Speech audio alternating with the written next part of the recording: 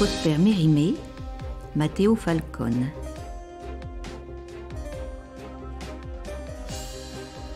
En sortant de Porto Vecchio et se dirigeant au nord-ouest, vers l'intérieur de l'île, on voit le terrain s'élever assez rapidement. Et après 3 heures de marche par des sentiers tortueux, obstrués par de gros quartiers de roc, et quelquefois coupés par des ravins, on se trouve sur le bord d'un maquis très étendu. Le maquis est la patrie des bergers corses et de quiconque s'est brouillé avec la justice. Il faut savoir que le laboureur corse, pour s'épargner la peine de fumer son champ, met le feu à une certaine étendue de bois. Tant pis si la flamme se répand plus loin que besoin n'est. Arrive que pourra, on est sûr d'avoir une bonne récolte en semant sur cette terre fertilisée par les cendres des arbres qu'elle portait. Les épis ont levé, car on laisse la paille, qui donnerait de la peine à les recueillir. Les racines qui sont restées en terre sans se consumer poussent au printemps suivant, des cépées très épaisses, qui en peu d'années parviennent à une hauteur de 7 ou 8 pieds. C'est cette manière de tailler fourré que l'on nomme maquis. Différentes espèces d'arbres et d'arbrisseaux le composent, mêlés et confondus comme il plaît à Dieu. Ce n'est que la hache à la main que l'homme s'y ouvrirait un passage, et l'on voit des maquis si épais et si touffus que les mouflons eux-mêmes ne peuvent y pénétrer. Si vous avez tué un homme, allez dans le maquis de Porto Vecchio et vous y vivrez en sûreté. Avec un bon fusil, de la poudre et des balles, n'oubliez pas un manteau brun garni d'un capuchon qui sert de couverture et de matelas. Les bergers vous donnent du lait, du fromage et des châtaignes, et vous n'aurez rien à craindre de la justice ou des parents du mort, si ce n'est quand il vous faudra descendre à la ville pour y renouveler vos munitions. Matteo Falcone, quand j'étais en Corse en 1800 et quelques, avait sa maison à une demi-lieue de ce maquis. C'était un homme assez riche pour le pays, vivant noblement, c'est-à-dire sans rien faire, du produit de ses troupeaux que des bergers, espèces de nomades, menaient paître çà et là sur les montagnes. Lorsque je le vis, 2 années après l'événement que je vais raconter, il me parut âgé de 50 ans tout au plus. Figurez-vous, un homme petit mais robuste, avec des cheveux crépus, noirs comme le jais, un nez aquilin, les lèvres minces, les yeux grands et vifs, et un teint couleur de revers de botte. Son habileté au tir du fusil passait pour extraordinaire, même dans son pays où il y a tant de bons tireurs. Par exemple, Matteo n'aurait jamais tiré sur un mouflon avec des chevrotines, mais à 120 pas, il l'abattait d'une balle dans la tête ou dans l'épaule, à son choix. La nuit, il se servait de ses armes aussi facilement que le jour, et on m'a cité de lui ce trait d'adresse qui paraîtra peut-être incroyable à qui n'a pas voyagé en Corse. À 80 pas, on plaçait une chandelle allumée derrière un transparent de papier, large comme une assiette. Il mettait en joue, et puis on éteignait la chandelle, et au bout d'1 minute, dans l'obscurité la plus complète, il tirait et perçait le transparent 3 fois sur 4.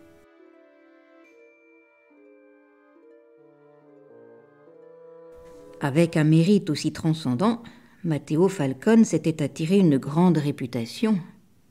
On le disait aussi bon ami que dangereux ennemi. D'ailleurs, serviable et faisant l'aumône, il vivait en paix avec tout le monde dans le district de Porto Vecchio.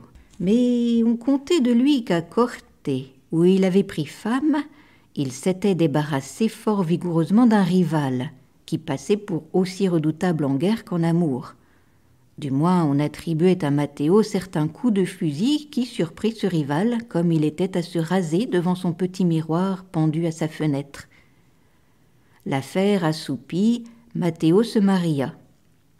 Sa femme Giuseppa lui avait donné d'abord 3 filles, dont il enrageait, et enfin un fils qu'il nomma Fortunato. C'était l'espoir de sa famille, l'héritier du nom. Les filles étaient bien mariées, leur père pouvait compter au besoin sur les poignards et les escopettes de ses gendres. Le fils n'avait que 10 ans, mais il annonçait déjà d'heureuses dispositions.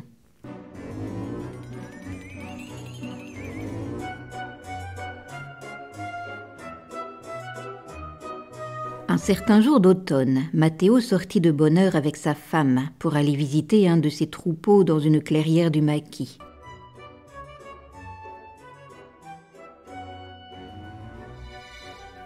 Le petit Fortunato voulait l'accompagner, mais la clairière était trop loin. D'ailleurs, il fallait bien que quelqu'un restât pour garder la maison. Le père refusa donc. On verra s'il n'eut pas lieu de s'en repentir.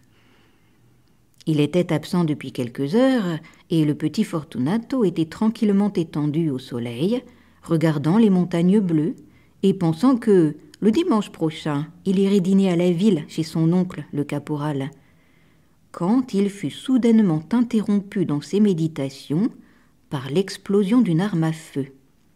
Il se leva et se tourna du côté de la plaine d'où partait ce bruit.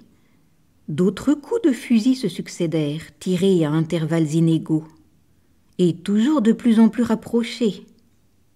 Enfin, dans le sentier qui menait de la plaine à la maison de Matteo, parut un homme, coiffé d'un bonnet pointu comme en portent les montagnards, barbu, couvert de haillons et se traînant avec peine en s'appuyant sur son fusil. Il venait de recevoir un coup de feu dans la cuisse. Cet homme était un bandit qui, étant parti de nuit pour aller chercher de la poudre à la ville, était tombé en route dans une embuscade de voltigeurs corses. Après une vigoureuse défense, il était parvenu à faire sa retraite, vivement poursuivi et tiraillant de rocher en rocher, mais il avait peu d'avance sur les soldats, et sa blessure le mettait hors d'état de gagner le maquis avant d'être rejoint. Il s'approcha de Fortunato et lui dit « Tu es le fils de Matteo Falcone. »« Oui, moi je suis Gianetto Sampiero. Je suis poursuivi par les collets jaunes. Cache-moi, car je ne puis aller plus loin. Et que dira mon père si je te cache sans sa permission? Il dira que tu as bien fait. Qui sait? Cache-moi vite, ils viennent. Attends que mon père soit revenu. Que j'attende? Malédiction! Ils seront ici dans 5 minutes. Allons, cache-moi ou je te tue. Fortunato lui répondit avec le plus grand sang-froid. Ton fusil est déchargé et il n'y a plus de cartouches dans ta carchera. J'ai mon stylet. Mais tu courras aussi vite que moi? Il fit un saut et se mit hors d'atteinte. Tu n'es pas le fils de Matteo Falcone. Me laisseras-tu donc arrêter devant ta maison? L'enfant parut touché. Que me donneras-tu si je te cache? Dit-il en se rapprochant. Le bandit fouilla dans une poche de cuir qui pendait à sa ceinture, et il en tira une pièce de 5 francs qu'il avait réservée sans doute pour acheter de la poudre. Fortunato sourit à la vue de la pièce d'argent. Il s'en saisit et dit à Gianetto « Ne crains rien ».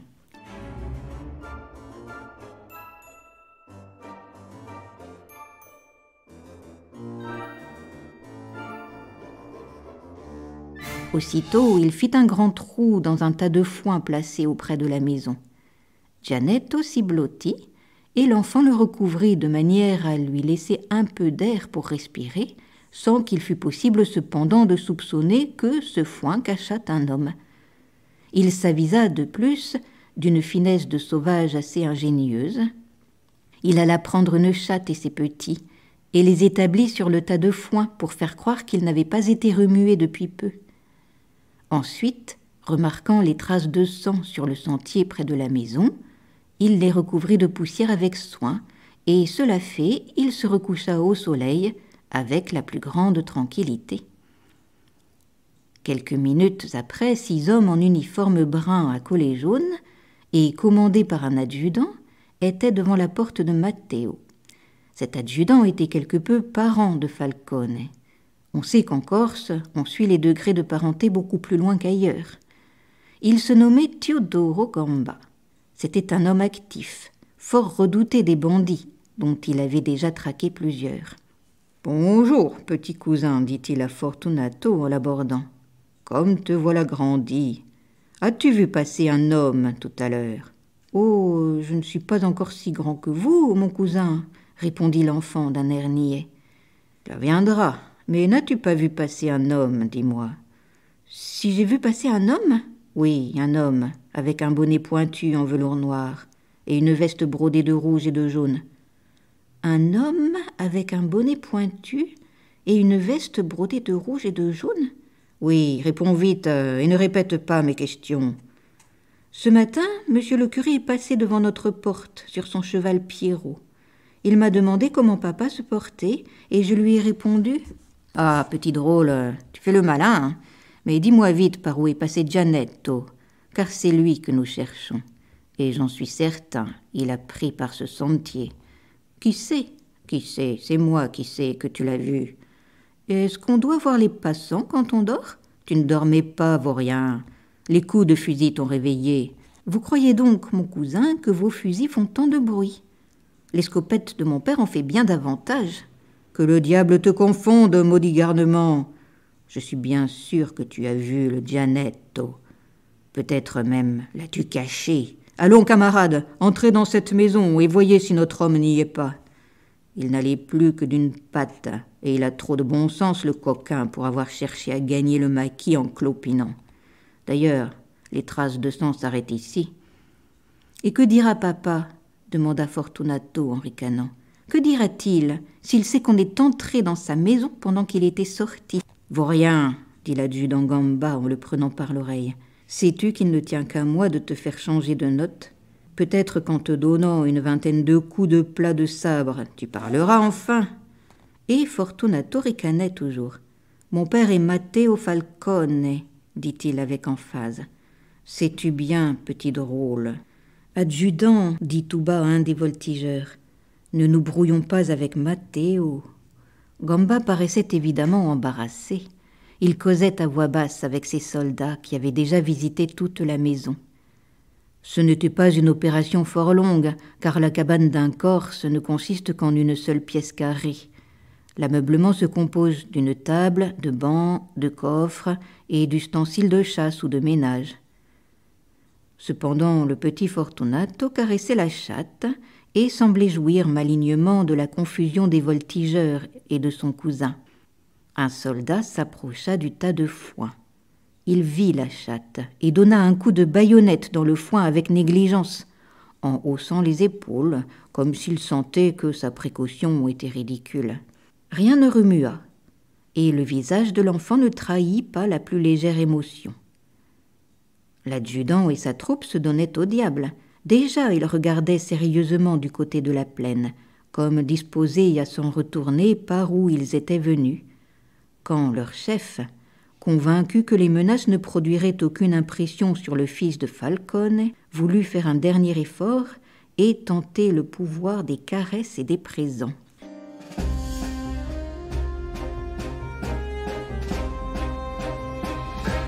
« Petit cousin, dit-il, tu me parais un gaillard bien éveillé. Tu iras loin, mais tu joues un vilain jeu avec moi. Et si je ne craignais de faire de la peine à mon cousin Matteo, le diable m'emporte, je t'emmènerai avec moi. Bah, mais quand mon cousin sera revenu, je lui conterai l'affaire. Et pour ta peine d'avoir menti, il te donnera le fouet jusqu'au sang. Savoir ? Tu verras. Mais tiens, sois brave, garçon, et je te donnerai quelque chose. Moi, mon cousin, je vous donnerai un avis. C'est que, si vous tardez davantage, le Gianetto sera dans le maquis, et alors il faudra plus d'un luron comme vous pour aller l'y chercher. » L'adjudant tira de sa poche une montre d'argent qui valait bien 10 écus, et, remarquant que les yeux du petit Fortunato étincelaient en la regardant, il lui dit en tenant la montre suspendue au bout de sa chaîne d'acier, « Fripon, tu voudrais bien avoir une montre comme celle-ci suspendue à ton col. Et tu te promènerais dans les rues de Porto Vecchio, fier comme un paon. Et les gens te demanderaient « Quelle heure est-il ?» Et tu leur dirais « Regardez ma montre. Quand je serai grand, mon oncle le caporal me donnera une montre. Oui, mais le fils de ton oncle en a déjà une. Pas aussi belle que celle-ci, à la vérité. Cependant, il est plus jeune que toi. L'enfant soupira. « Eh bien, la veux-tu, cette montre, petit cousin ?» Fortunato, lorgnant la montre du coin de l'œil, ressemblait à un chat à qui on présente un poulet tout entier. Et comme il sent qu'on se moque de lui, il n'ose y porter la griffe. Et de temps en temps, il détourne les yeux pour ne pas s'exposer à succomber à la tentation. Mais il se lèche les babines à tout moment, et il a l'air de dire à son maître « Que votre plaisanterie est cruelle !» Cependant, l'adjudant Gamba semblait de bonne foi en présentant sa montre. Fortunato n'avança pas la main, mais il lui dit avec un sourire amer « Pourquoi vous vous moquez de moi ?»« Pardieu, je ne me moque pas.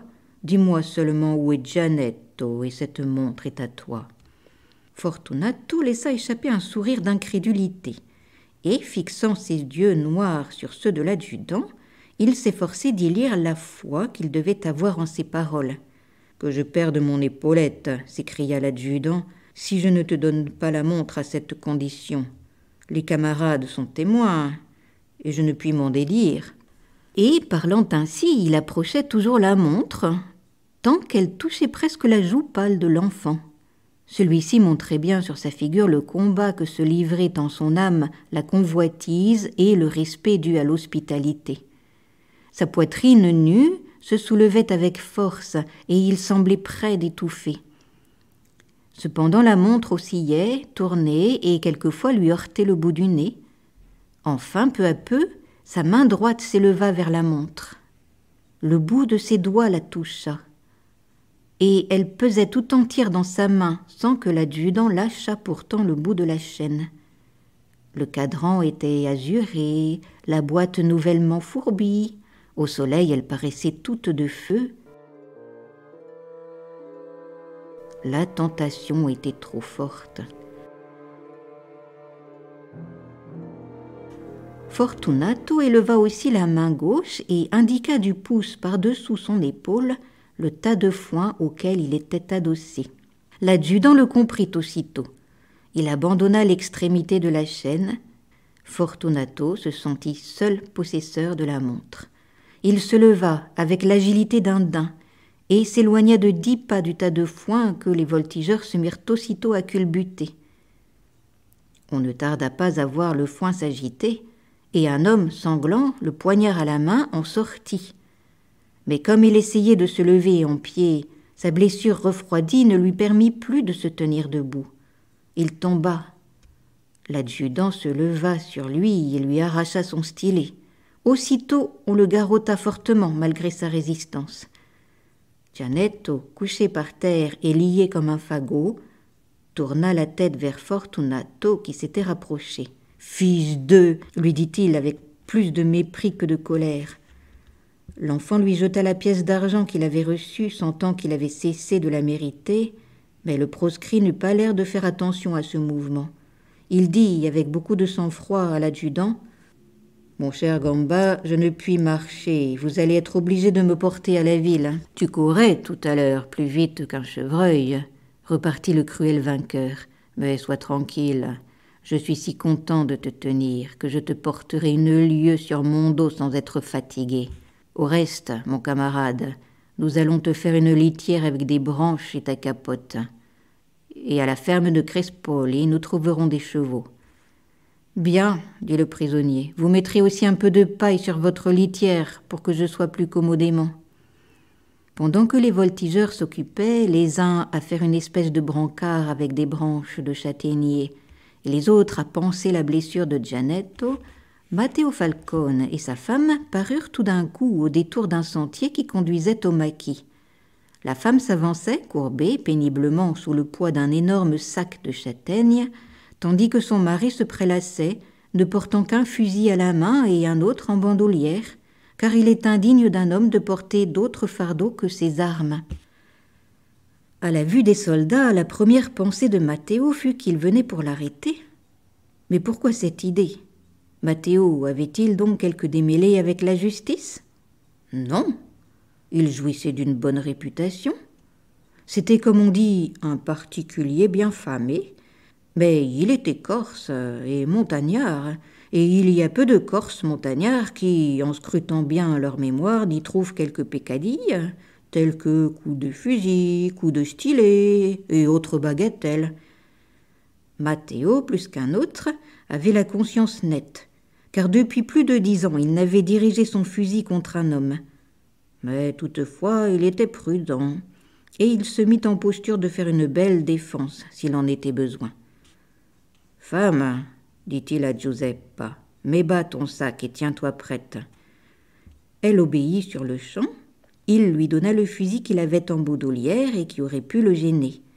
Il arma celui qu'il avait à la main, et il avança lentement vers sa maison, longeant les arbres qui bordaient le chemin et prêt à la moindre démonstration hostile à se jeter derrière le plus gros tronc, d'où il aurait pu faire feu à couvert.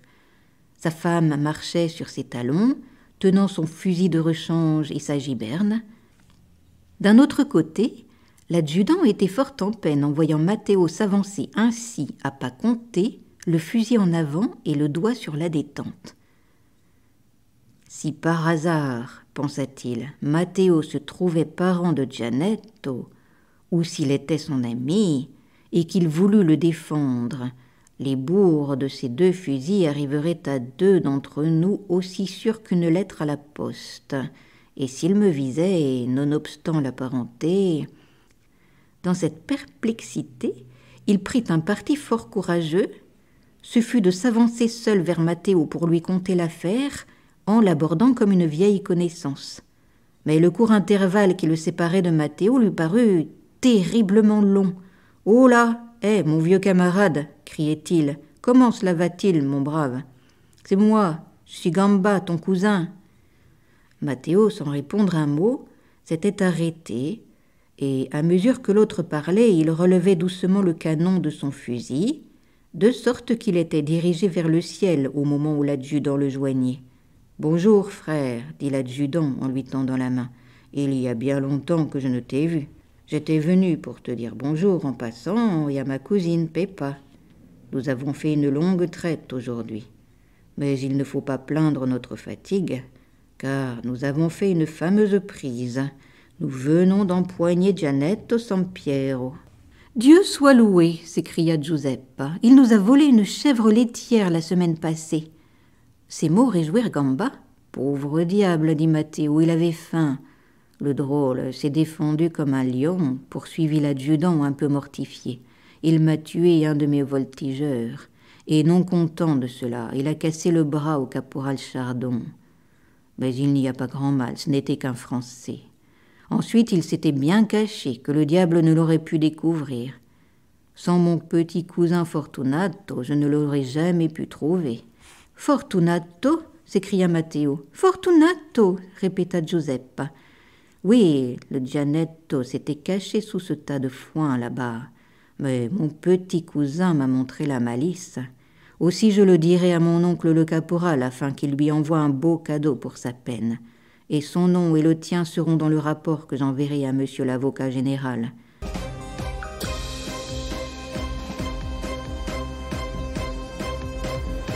Malédiction, dit tout bas Matteo. Ils avaient rejoint le détachement. Giannetto était déjà couché sur la litière et prêt à partir, quand il vit Matteo en la compagnie de Gamba. Il sourit d'un sourire étrange, et puis, se tournant vers la porte de la maison, il cracha sur le seuil en disant « Maison d'un traître !» Il n'y avait qu'un homme décidé à mourir qui eût osé prononcer le mot de traître en l'appliquant à Falcone. Un bon coup de stylet, qui n'aurait pas eu besoin d'être répété, aurait immédiatement payé l'insulte. Cependant, Matteo ne fit pas d'autre geste que celui de porter sa main à son front comme un homme accablé.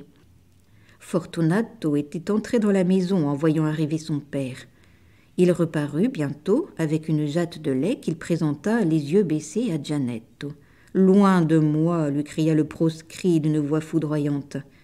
Et puis, se tournant vers un des voltigeurs, « Camarade, donne-moi à boire, dit-il. » Le soldat remit sa gourde entre ses mains et le bandit but l'eau que lui donnait un homme avec lequel il venait d'échanger des coups de fusil. Ensuite, il demanda qu'on lui attachât les mains de manière qu'il les eût croisées sur sa poitrine, au lieu de les avoir liées derrière le dos. « J'aime, disait-il, à être couché à mon aise. » On s'empressa de le satisfaire, puis l'adjudant donna le signal du départ, dit adieu à Matteo, qui ne lui répondit pas et descendit au pas accéléré vers la plaine.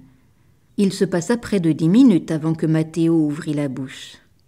L'enfant regardait d'un œil inquiet tantôt sa mère, tantôt son père, qui, s'appuyant sur son fusil, le considérait avec une expression de colère concentrée. « Tu commences bien, » dit enfin Matteo d'une voix calme, mais effrayante pour qui connaissait l'homme.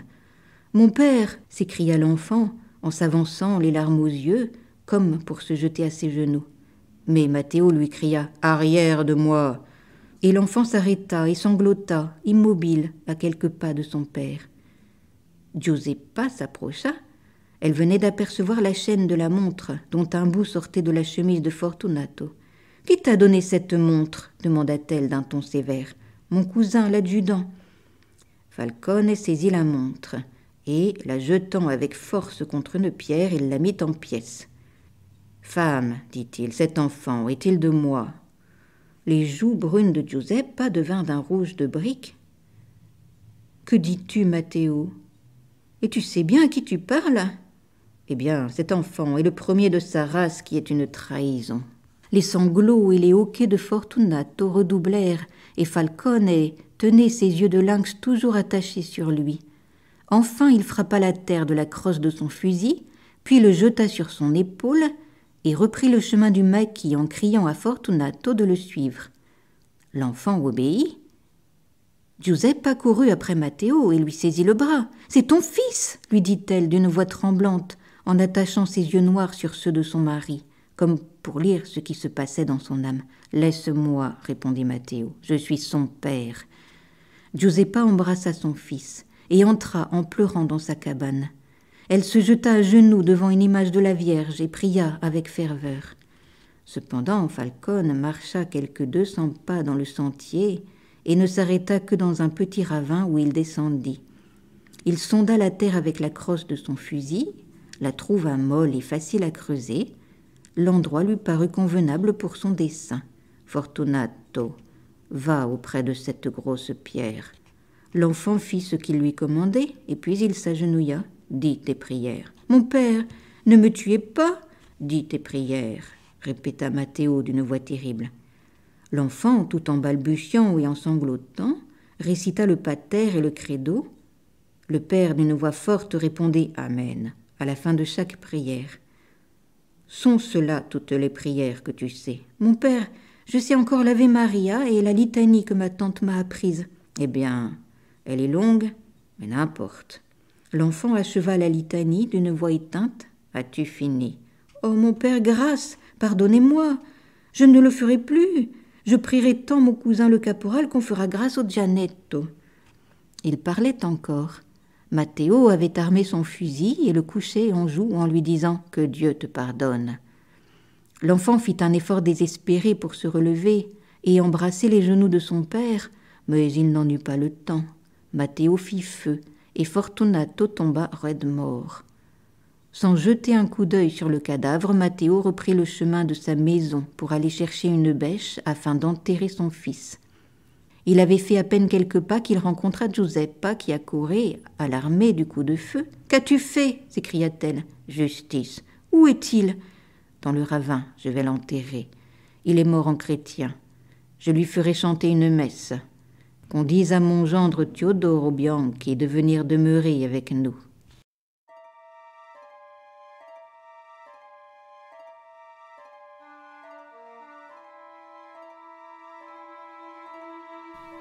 Si cela vous a plu, vous pouvez retrouver d'autres histoires et poésies sur ma chaîne Entendre lire.